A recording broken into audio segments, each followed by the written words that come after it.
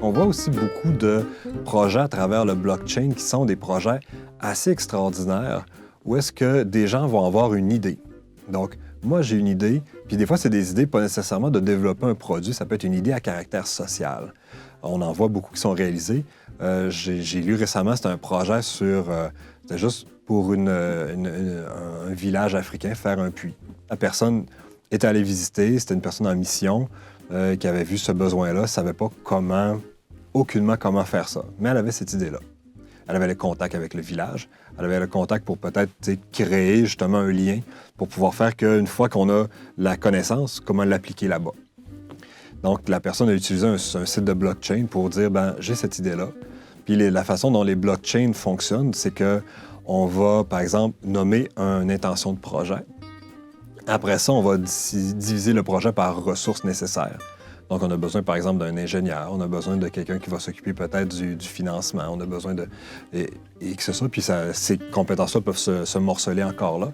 Puis une fois que quelqu'un applique, dit, ben moi, j'ai les compétences pour faire l'ingénierie, pour le puits, donc j'applique. On reconnaît les compétences par les badges que la personne possède ou par sa reconnaissance dans la communauté.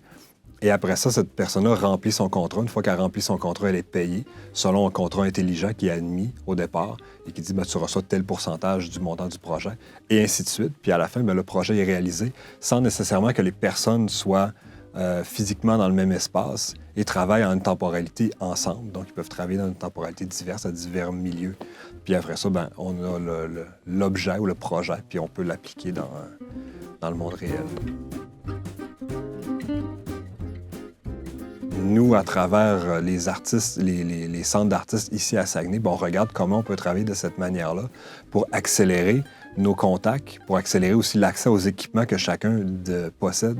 Pour dire, au lieu de je t'appelle, je te dis hey, est-ce que tu as cet équipement-là, ce qui est disponible? Ben, je vais sur le site, je vois qu'il est disponible, je le réserve, je le reçois.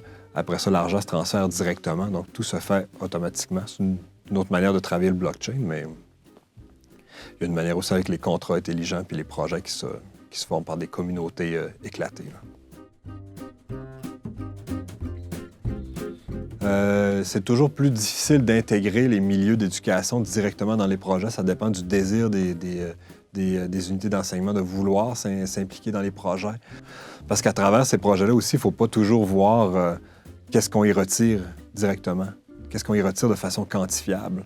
On sait que ça va avoir un impact sur la communauté. Si ça a un impact sur la communauté, il faudrait dire, bien, ça a un impact, ça se valorise. Maintenant, est-ce que j'en retire quelque chose de précis, quantifiable? Peut-être que oui, peut-être que non.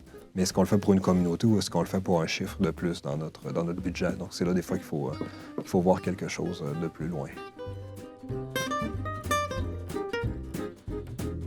Le cégep, là, sont en train de faire un parc technique numérique destiné à la communauté du cégep, autant artistique que technique, à la communauté industrielle, puis à la communauté citoyenne. Tout ce monde-là vont se rencontrer là et je crois beaucoup à ça. Moi, je pense qu'il va sortir de ces rencontres-là